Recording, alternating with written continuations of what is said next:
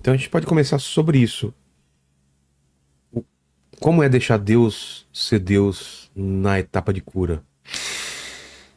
Vilela, eu preciso voltar um pouquinho a alguns conceitos, né? Primeiro, nós entendermos algo que é de fundamental importância.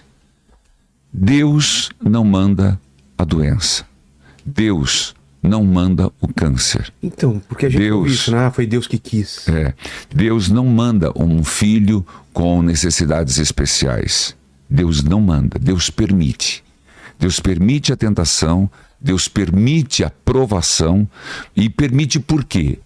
Ele sabe na sua sabedoria, na sua onisciência. Talvez esse seja o maior mistério, né? O mistério que vamos descobrir. Mas a gente pode tatear um pouco. Que algo que ele disse, eu não deixo ninguém passar por uma provação maior do que as forças. Eu não dou a cruz maior do que a força para carregar. E eu estarei sempre contigo. Então, tudo que passarmos, toda dificuldade que passarmos, nós temos a certeza, Deus está comigo. Mas então, se Deus permite, permite quem? Permite o diabo. E aí nós vamos entrar na questão da cura. O que é a cura? Nós somos seres, e esses dias eu pensava, até pregava sobre isso. Deus transborda de amor. Se você olha as cataratas do Iguaçu, vamos falar do Paraná, se você olha os cânions, se você olha a natureza, a floresta amazônica, se olha as aves, os pássaros, você vê a coisa tão linda. E pensar que tudo aquilo foi um desdobramento de Deus. O Deus Criador criou os leões, criou... Através do verbo, né? O verbo se fez carne, falou, faça-se, e se fez. Só que, de tudo que ele fez, lindo, maravilhoso, olhai as aves do campo como se vestem, o ser humano foi o único que foi feito à imagem e semelhança de Deus. Nenhum outro animal e nem nada da natureza, nem os anjos. A imagem e semelhança de Deus é o homem. Então existe um amor diferenciado. Existe um vínculo. Um vínculo muito grande. Então nós somos amados por Deus. Porém, existe alguém que se rebelou contra Deus, que nós chamamos de demônio, de Satanás. E isso, o grande problema, falar sobre isso, é que a maioria não acredita mais. E ele fica muito feliz que não acredita. Foi muito feliz quando as pessoas não acreditavam, que não queriam acreditar que a Covid matava. E matou. Matou. Assim, muita gente não acredita no diabo. Ele fica contente porque ele dança na vida. Ele foi um anjo desobediente, decaído. Ele perdeu, se estragou diante de Deus. E era o Lúcifer, o luciferário, né? Era Gabriel, Miguel, Gabriel, Rafael e Lúcifer. E muitos outros. Porque ele se rebelou contra Deus por ciúme de Jesus. Interessante, né? Jesus não tinha nascido, foi mas esse foi o motivo da rebelião. Ele já sabia do verbo, já sabia da Santíssima Trindade. Então, a grande ciúme de Lúcifer, que era o mais belo dos anjos, foi o ciúme de Deus, a inveja de Deus para com Jesus. Foi uma queda a partir do Cristo. E ele foi derrotado por Miguel, uma derrota que está escrito na Bíblia. E é claro que eu estou falando para quem crê na Bíblia. Para mim, o que é Bíblia? Bíblia é a palavra de Deus, e essa vez eu já tenho liberdade de você, eu trouxe a Bíblia e vou usar muitas vezes, do ponto de vista que a Bíblia vem como inspirada por Deus para instruir, corrigir, adequar o ser humano e pela palavra de Deus fazê-lo perfeito e obediente ao Senhor. Então, a palavra, para mim, é inspirada por Deus. Agora, se você quiser comparar Bíblia Sagrada com Agatha Christie, aí, meu filho, aí não tem conversa. Não, eu prefiro a revista Super Interessante, porque é genial, é científica. A Bíblia não é científica, a Bíblia não é histórica, mas a Bíblia é palavra de Deus, que Deus fala a partir do que os homens conseguem compreender. Não é que Deus é limitado aqui. É limitada a pessoa que nós chamamos de agiógrafo, aquele que recebeu a mensagem.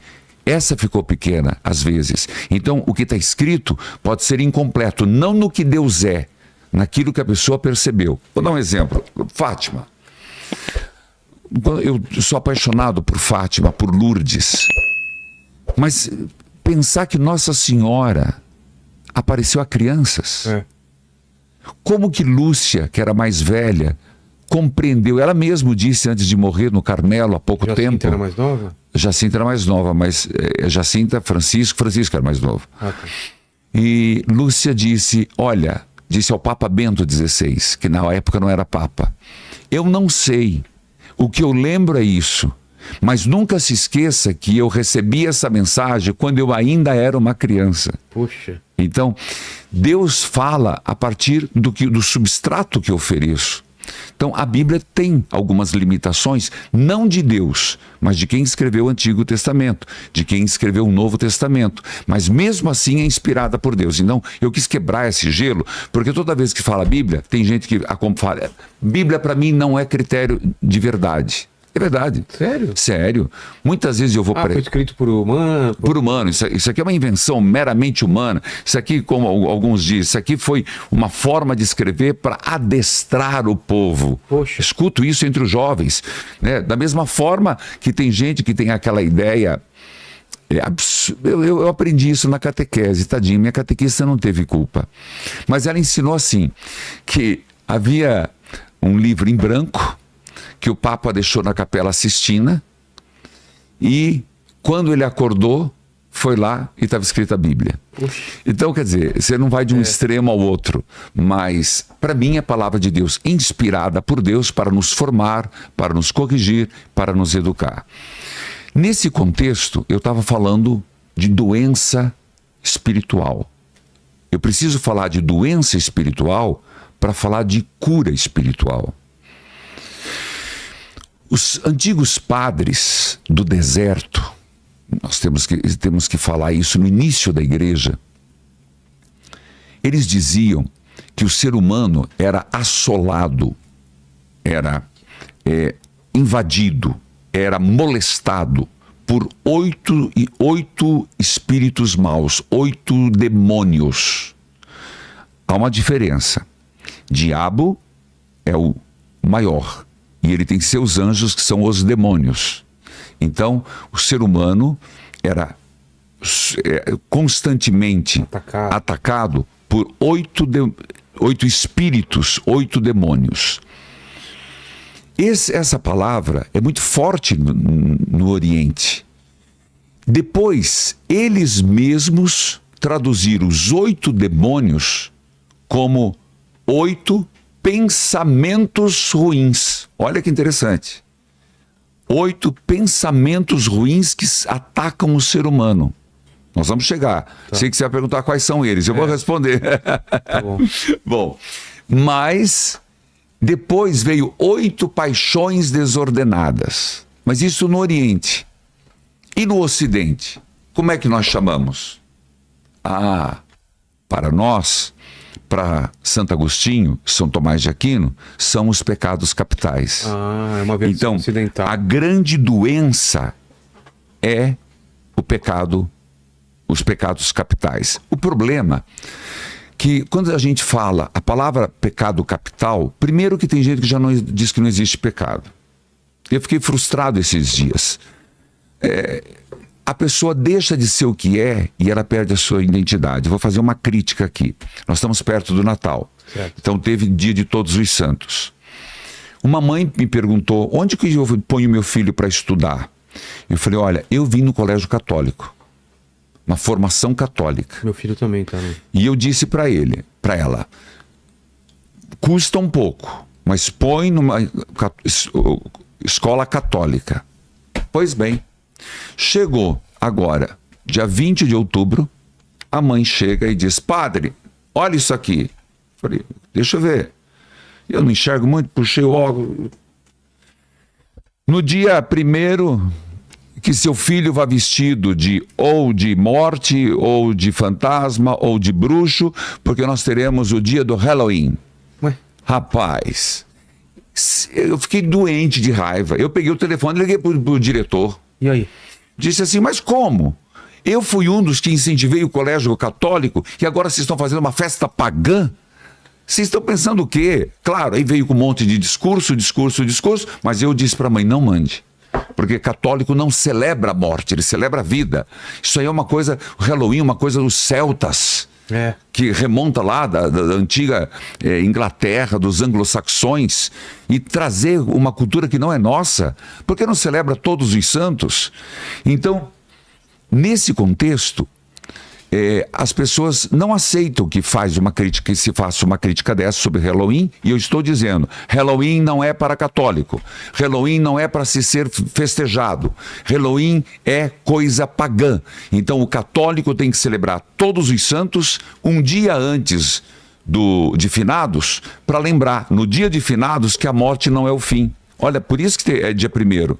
Dia 1º, dia de todos os santos. Finados, dia 2. Então, primeiro você passa pela celebração da vida, os santos que estão vivos, para no dia de finados você ir no cemitério e dar aquele choque, que dá um choque. Eu fui no cemitério e olhei, é uma cidade, né? Aquilo eu fiquei parado, você vê lá granito, você vê lá ferro, você vê lá, e eu lembrei de Santo Ambrósio.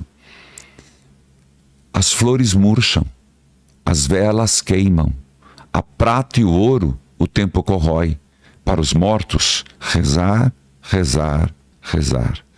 Então, naquele dia eu fiquei pensando assim, meu Deus, nós católicos temos algo tão bonito, mostrar que é um outro lado do caminho, é apenas um outro lado de lá, que é um até breve. Eu gosto sempre de ver a morte como um até breve. Eu fiz esses dias, essa semana, antes de vir aqui, fui fazer as exéquias, que é a encomendação, e eu disse para as pessoas... O que é exéquia? Exéquias é encomendar o corpo, benzer o corpo. É uma extremunção ou não? Não, é quem já morreu. Quem já morreu. Extremunção é antes da morte. Tá. Se está morto, você não dá extremunção. Apesar que extremunção não é só para quem morre, a unção dos enfermos. Ah, não? Não. Eu já vou voltar depois lá, não perdi o raciocínio, que você puxou e eu não gosto de deixar sem resposta. Existem 7 sacramentos. E existem alguns sacramentos que são da iniciação cristã. Primeiro, batismo, crisma, eucaristia. Ritos da iniciação cristã. Então, padre, eu fui batizado, mas eu não fiz primeira comunhão. Mas eu não fiz crisma. Então você não fez a iniciação cristã. Então você não é um cristão completo. Você fecha o ciclo da iniciação cristã. Você quer iniciação maçônica. Só para dar um choque para o teu ouvinte. Só para quem está ouvindo falar, padre, acorda. Então, iniciação cristã. Batismo, crisma, eucaristia. Pronto. Aí vem 2 sacramentos do estado de vida, que é estado afetivo. A ordem, que é o meu caso, ou sacerdote, ou casamento, o teu caso. Faltam 2. São 2 sacramentos de cura. Aí entra no nosso programa. 2 sacramentos de cura são a unção nos enfermos, que você vai lá da unção dos enfermos, e quando você dá a unção dos enfermos, é um sacramento que você pede para a pessoa ser curada. Tanto que diz, por essa piíssima misericórdia, começa na testa, por estes santos olhos, o Senhor perdoe os seus pecados e lhe dê a vida eterna, curando das doenças do corpo e da alma. Que coisa linda, né? Então, e a confissão, que é o outro sacramento maravilhoso, que as pessoas não entendem o quanto é libertador uma confissão. Você escutar, eu te absolvo, eu até tinha dificuldade de pensar assim, imagina, até perguntei pro meu professor de liturgia, eu não posso mudar, Deus te absolve em nome do Pai, do Filho e do Espírito, eu me sinto mais confortável. Ele falou, não, a fórmula é, eu te absolvo em nome do Pai, do Filho e do Espírito Santo. Aí eu falei assim, mas eu não me sinto digno. Ele falou, não quero saber se você é digno. Naquela hora, você é in persona Christi. Naquela hora, você é a personalidade do Cristo diante do pecador. Então você, na qualidade de Cristo presente, sacerdote ungido, eu te absolvo em nome do Pai, do Filho e do Espírito Santo. Gente, essa frase tiraria muitas almas do inferno. Verdade. Essas almas teriam tirado muitas almas do purgatório. Essa frase tiraria muita gente do pecado grave. Então são 2 sacramentos de cura. como eu disse, a unção dos enfermos, que não precisa receber só para morrer. Você recebe, por exemplo, você vai fazer uma cirurgia. Eu, quando fui fazer minha cirurgia, fiz 2 agora recente, eu fui receber a unção dos enfermos, confessei. Você vai fazer uma viagem longa, recebe a unção dos enfermos. Tudo que coloque em perigo um pouco a sua vida, receba a unção dos enfermos. Entendi. E o segundo, a confissão. Quando que a gente deve confessar? Por obrigação, vou ser sincero, é uma vez ao ano, pela Páscoa da Ressurreição. No mínimo, então. No mínimo. Nós, padres, uma vez por mês. E se vocês confessam com quem? Com padres. Com outros padres. Né? E a gente confessa mesmo. Eu tenho meu confessor. Por que eu tenho meu confessor fixo? Que ele sabe os meus defeitos. Então ele vai me corrigindo. Sabe? Ele vai me orientando. É bom você ter, que não é uma orientação espiritual, mas ele sabe, não tem como você se esconder. Então eu tenho meu confessor, que me ajuda muito. Tenho o meu orientador, diretor espiritual, que é o que eu te falei, daquela agenda, que é o diário espiritual, que eu chegava lá e ele dizia, não, eu não quero saber hoje, eu quero saber a tua vida, como é que foi os últimos 3 meses, tem mais, menos, como é que tá? Como é que você está oscilando demais, você está mais no menos do que no mais, porque tinha assim, comungou? Sim ou não? Rezou a palavra de Deus, sim ou não? Terço, sim ou não? Fez caridade, sim ou não? Então depois você somava. É um negócio bem legal. Então, voltando ao ponto que nós estávamos, eles falavam de 8 demônios, falavam de 8 pensamentos ruins, falavam de 8 paixões desordenadas. Nós falamos das 7 pecados capitais. Aí que eu estava falando, voltando lá, se tem gente que não acredita que o Halloween é algo pagão, tem muitos até católicos e padres que não falam mais em pecado. Que como se o pecado fosse algo ruim, como se o pecado fosse algo anacrônico, de outro tempo. Hoje não se peca mais, hoje tudo é permitido. Não, o pecado não caiu de moda. Não pecar ainda é algo que está em voga. Você ser uma pessoa reta, ser uma pessoa honesta, ser uma pessoa santa. Nós caminhamos para a santidade, dia de todos os santos, dia 1º de novembro. Nada de Halloween. Mas 7 pecados capitais... Qual é essa diferença de 8 para 7? É que, na verdade, foram agrupados. Não explica muito capitais. Primeiro porque você fala capital, a pessoa já pensa capital econômico. Ou capital do Estado, né? Ou capital do Estado. Então, capital significa 7 pecados cabeça, captus. 7 pecados que se alastram, se desdobram em outros pecados, que não é meu e não é seu. Entenda bem. A pessoa chega aqui e vê essa delícia aqui, ó. Vamos lá, aqui, né? Eu não vou comer, porque senão eu vou empastar tudo. E pega 1. Que craque, só. E pega 2. Tá. E pega 3. E pega 4. E pega 5. E não para. Não para. Compulsão. Gula. Aí você chega lá no padre e você diz assim, olha, eu comi demais, eu fui lá no Vilela, eu exagerei no doce, eu exagerei no álcool, eu quero pedir perdão. O padre absolve, eu te absolvo em nome do Pai, do Filho e do Espírito Santo também. Isso acabou? Acabou. Apagou? Apagou. Sim. Mas a tendência de ser um guloso continua em mim. Você entendeu o que eu quero dizer? Entendi. Que os 7 pecados capitais, eles têm a ver com aquele espírito demoníaco que fica perto de nós tentando nos corromper. Uma vez que o ser humano é bom, mas o ser humano não está bem. O ser humano é para ser curado, mas o ser humano está doente. O ser humano é para ser santo, mas o ser humano está imperfeito, com o pecado original. Então aqui já apareceram vários pecados. O pecado original, que é o pecado de Adão e Eva. E era o pecado pessoal deles, Eva e Adão desobedeceram a Deus, escutaram a serpente, mas aquela desobediência foi como uma mancha. A gente fala o pecado original como mancha. Você imagina uma roupa branca manchada. Ou como um veneno. Isso é outra linha também da igreja.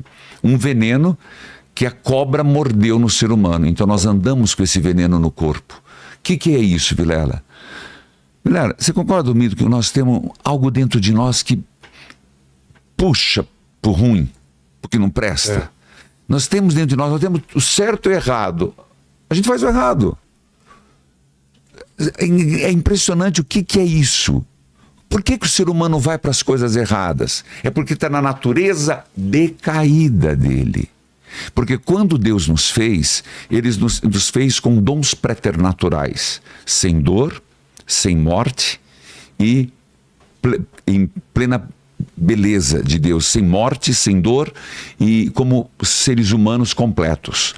Com o pecado, nós decaímos. Entrou a dor, entrou a morte e esse veneno que todo ser humano carrega, que é o pecado original. Depois eu falei de pecado pessoal. Porque o fato de eu falar que existem demônios que ficam no nosso ouvido, azucrinando e nos instigando, nós vamos falar instigando a quê? A isso, aquilo. Porque às vezes a pessoa está tão bem, um casamento maravilhoso, um padre exemplar. Por que de repente está tudo errado? Por que de repente você vê, é demoníaco? Você vê um país tão forte como a Rússia tentar acabar com a Ucrânia? Você vai falar, não, tem um problema econômico. Não, é demoníaco. É demoníaco você fuzilar. Isso não é da natureza humana. Isso é a natureza decaída do ser humano. Então a luta, a briga, é aqui que eu estou te falando. Eu escrevi muitos livros, Batalha Espiritual, o livro mais lido meu de todos que eu já fiz. Você vê quanto tempo que eu estou nesse caminho. Depois fiz Combate Espiritual. Depois você me devolve que eu vou citar alguns. Tá. O Poder da Cura. E Feridas da Alma. Você vê que é tudo na mesma linha. Exato, tá tudo relacionado? Tudo relacionado. Por quê? Porque eu sinto que as pessoas estão precisando de cura. Cura do quê? De expulsar esses demônios. Tem um texto que eu quero ler para você, se me permite, que as pessoas não entendem. É de Efésios. Diz assim: contra quem lutamos? Eu quero ler a palavra de Deus, porque não é contra os homens que nós lutamos. Não é contra a carne e contra o sangue.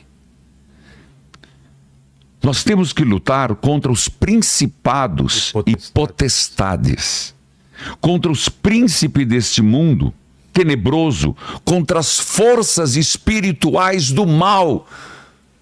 Cara, se você não acredita nisso, quem está me escutando, por favor, eu sou padre Reginaldo Manzotti, católico, apostólico, romano, eu acredito na Bíblia, acredito na Sagrada Escritura e essa é a minha fé, respeite-a.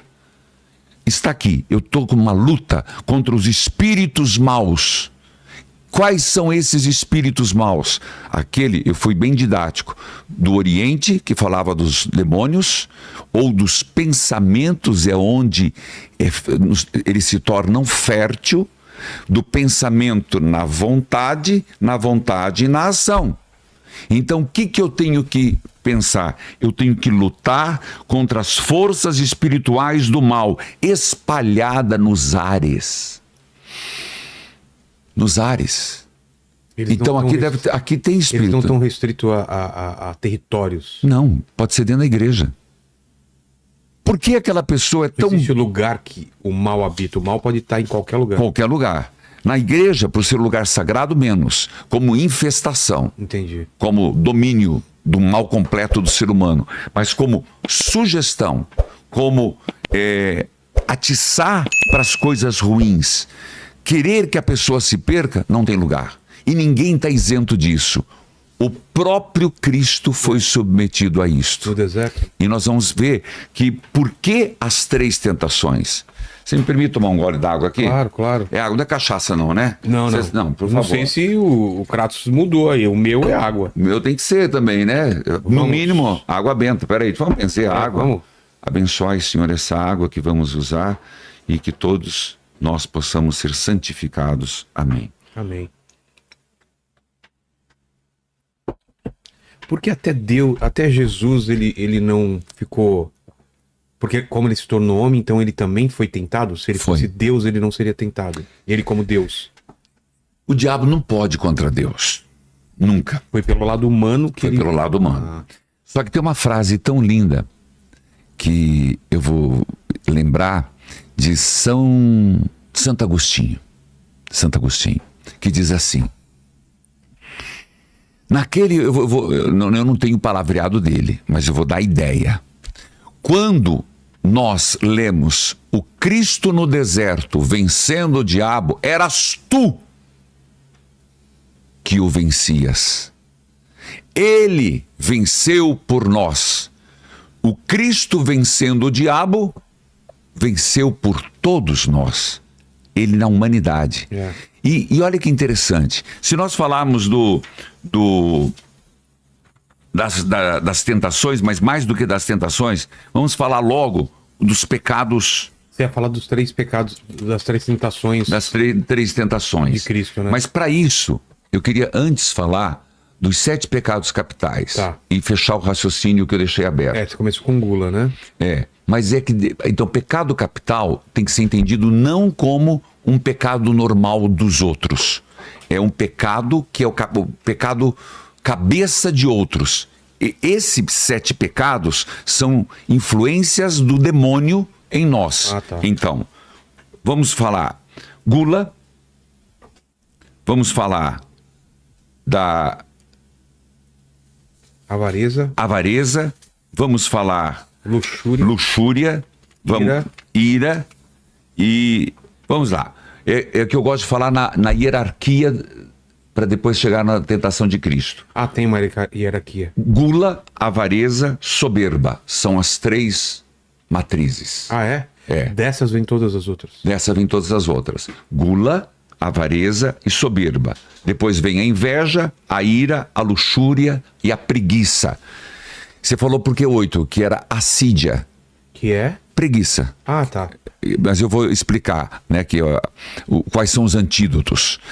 Mas voltemos ao Cristo que foi no deserto. Primeiro, ele foi no deserto levado pelo Espírito Santo. Pra ser tentado. É? Então, voltemos ao conceito anterior. Deus permite que sejamos tentados? Sim. Porque só o homem tentado pode demonstrar o amor a Deus. Se curtiram o conteúdo, não esqueçam de deixar aquele like. Se ainda não fazem parte, inscrevam-se no canal para não perderem as novidades.